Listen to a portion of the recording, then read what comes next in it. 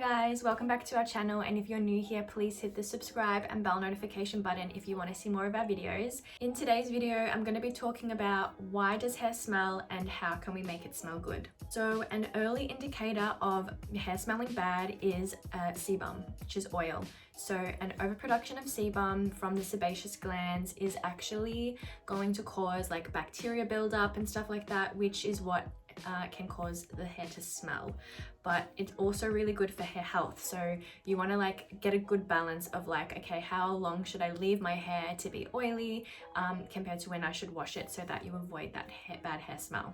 But obviously in excess, it's not good, and that's when you start to get buildup of bacteria, yeast, and it starts to get like that burnt hair smell. Your scalp is indeed like the rest of your body, where it produces sweat along with oils and fatty acids. These things are what contributes to smell. But the reason your scalp smells different to the other areas of your body when this happens is because of the sebum and the overproduction of it. Okay, so this is a bit of a tongue twister, so I'm just going to read the sentence. So bacteria and its byproducts feed off lipids and protein in your sweat, secreting compounds that give that wet dog or burnt hair smell. So that is a bit of a doozy, but basically what it's saying is, yeah, like the bacteria and the byproducts that are, you know, living on your scalp, we all have bacteria everywhere, so that's just like a known fact.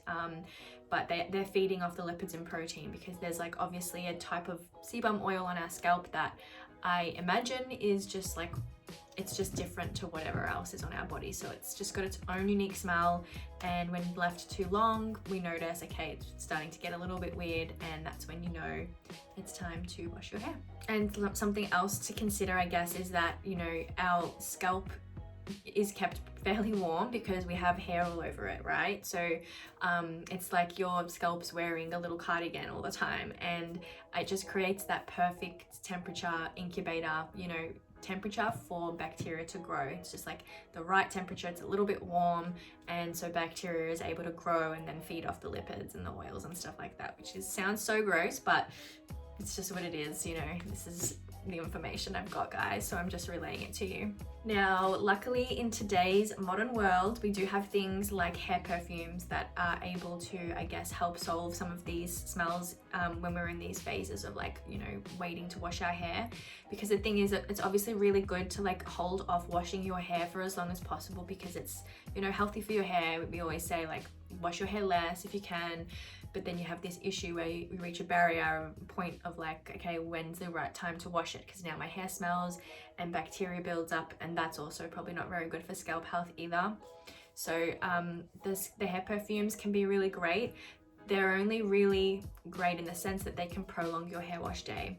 And so they're not going to completely solve the problem of having a bad hair smelling day, but basically a hair perfume, yeah, it will help with, you know, just prolonging wash day. But also you need to keep in mind the ingredients, because you know, hair perfumes can be alcohol based, and that's not going to be very good for your hair. It will actually dry your hair out and dry your scalp out. So you don't want to keep layering all these products onto this like kind of situation that you've got like bacteria and oil sebum build up, and then you're adding alcohol to it. Like, I just think be very careful with how you use these hair perfumes, and always look at the ingredients, because I think water-based perfumes are a thing, and they're usually what they use for hair perfumes, but just check that, because yeah, I think the alcohol-based ones are going to be a little bit harsh.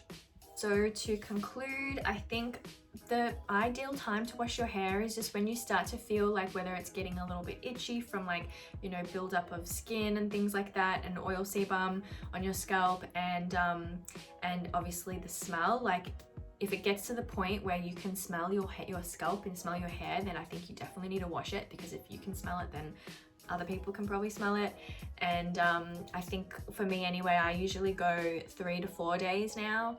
I tried extending it and I just couldn't do it. There's also some nice DIY like recipes that you can do as well, like at home, to help combat this smell issue if you're at that real end phase where you really don't want to wash it, but you want to try and combat the smell. One recipe that I think is really beautiful is to use a leave-in conditioner with some rose water and some essential oils. So you can just sort of like rub that maybe on your scalp, but probably not so much on your scalp, more like your ends and stuff. And I know that smell comes comes from the scalp, but I think a bit of rose water spritzing on the scalp will be fine, but it's more I think for the mid-length ends, and it'll kind of just like help with the smell. So yeah, you can try things like that. My hair washing routine that I've been doing is I've been adding scalp scrub to my routine, which has been a game changer. It's been amazing because especially after like, you know, 3, 4, 5 days max, like 5 days is my max of like not washing my hair. It's so good to like get in there with the scrub because sometimes I find with shampoo, like, you know, I want to scrub my head, but it's like with my nails, I just feel like I'm being a little bit too rough with my hair strands, and I don't want them to like, you know, come out of my head. So a scalp scrub is so beautiful because you can be really gentle with it, but you really feel like you're getting that deep cleanse on your scalp, which you really, really want after you haven't washed it for a few days and there's like sebum build up. So that's part of my hair routine, and then I just do a deep condition before I shampoo on my ends, and then I shampoo and then I deep condition after as well. And I've been doing that because I just want to hydrate my ends, and it's really nice to hydrate them before the shampoo goes on, because even though I don't shampoo my ends, when you're rinsing your hair, the shampoo is going onto the ends and shampoo is just drying. It's stripping, you know, the hair of oils and everything like that and dirt. So I really want to protect my ends as much as possible. So I put the conditioner on before I shampoo my hair. So they're my tips.